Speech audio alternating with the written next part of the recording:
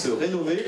Je vous invite à déambuler dans les étages, d'aller voir jusque l'étage, le deuxième étage pour la police municipale et le service scolaire, et à redescendre pour découvrir vraiment cette belle mairie annexe. Vie scolaire, urbanisme, par là. C'est incroyable. Ils vont complètement changer. Parfait. À la table. Je trouve que c'est très sobre, mais heureusement qu'il y a des taches de couleur. Ça donne un espace lumineux, agréable, c'est beau, ça fait chic. Avec des couleurs actuelles. Oui. J'ai particulièrement aimé les porte-manteaux, qui sont vraiment très modernes et déclinés en plusieurs couleurs. Bon, puis chaque espace de vie a une couleur différente. Je trouve que c'est bien. Bon, on pense que le personnel municipal va pouvoir travailler dans très bonnes conditions. On a bien su mélanger l'ancien et le nouveau, donc mais c'est très bien fait, très agréable endroit pour travailler, très éclairé, très clair. Super boulot. C'est du beau travail et félicitations à toute l'équipe qui a réussi à donner un lieu si propice au calme, à la réflexion, mais aussi au travail, au service de la société. Je suis impressionnée par l'espace et par les codes couleurs en fait, notamment en fait que chaque partie ait sa couleur, sa délimitation, les espaces publics, les espaces privés, et puis je trouve ça très clair, très propice au travail surtout.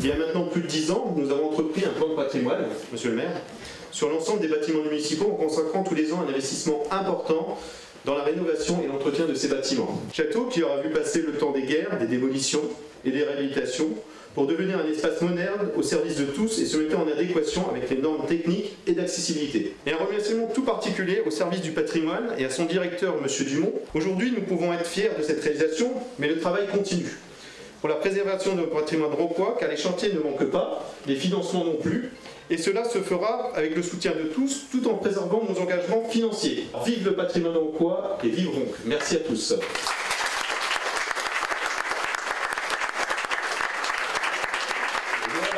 Avoir enfin un lieu qui soit hospitalier et qui soit agréable à travailler. On campait un peu dans le bâtiment, mais ce n'était pas des conditions optimales d'accueil et du public et de travail pour les agents qui sont ici, donc j'en suis fort heureux parce que c'était fort attendu.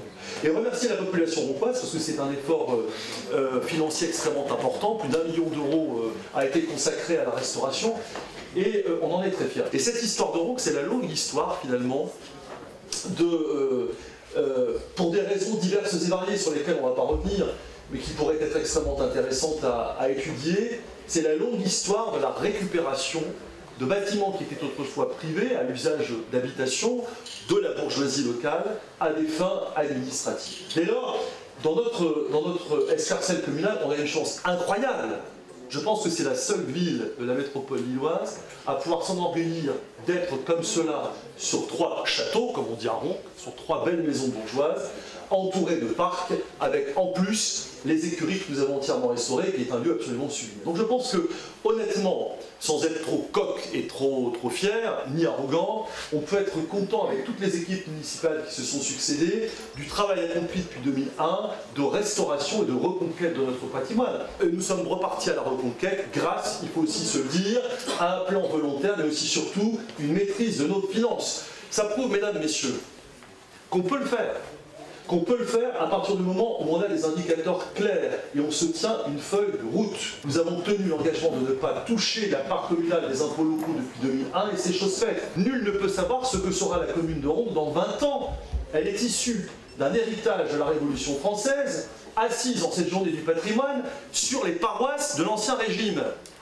Le monde bouge à une vitesse grand V, il est mondialisé, personne ne nous fera croire qu'on restera dans un village de Gaulois complètement encerclé.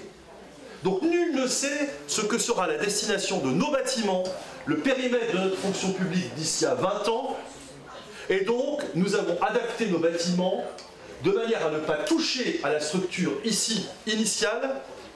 On a très peu touché à la structure, mais on maintient ces bâtiments en l'état pour, peu importe leur dévolution future, faire en sorte que ces bâtiments soient en bon état de conservation et restent dans le patrimoine communal. Moi, quand j'ai commencé en 2001, je me souviens quand même d'une population plus nombreuse qui venait en mairie. Aujourd'hui, ça se réduit parce qu'on a une numérisation des services. Bon, mais c'est pas pour autant qu'il ne fallait pas faire cette restauration. Il y a aussi beaucoup de gens qui travaillent et qui vont pouvoir y trouver finalement du plaisir de travailler dans un lieu qui est quand même extrêmement souriant. On a réussi grâce à une coloration qui n'est pas agressive par rapport aux structures initiales à conserver l'esprit du lieu tout en lui donnant une touche un peu plus sexy, il faut quand même le dire. Donc c'est un peu plus frais, c'est un peu plus souriant, c'est un peu plus pétillant. Donc je pense que tout ça, ça ne peut que se traduire par une productivité plus importante, mesdames et mesdemoiselles, du service rendu au public. Voilà. Donc travailler dans un écrin comme ça, ça donne de l'énergie, une énergie telle qu'on a envie de produire encore plus et encore mieux pour les Ronquois. On va poursuivre. Enfin, c'est quand même assez stupéfiant et on en est très heureux de voir qu'avec Thibaut Tellier, on est en train de partir à la reconquête de tout le patrimoine scolaire. Ronques ne peut pas ressembler au Ronques d'avant. Il a gardé son âme, bien entendu, et vous le savez très très bien. Mais il faut une ville qui vit, c'est une ville qui s'adapte. Il y a plus d'anciens à Ronques que de renouvellement de population. C'est comme ça. On a une ville tellement attractive que le ticket d'entrée y est un peu élevé. Voilà.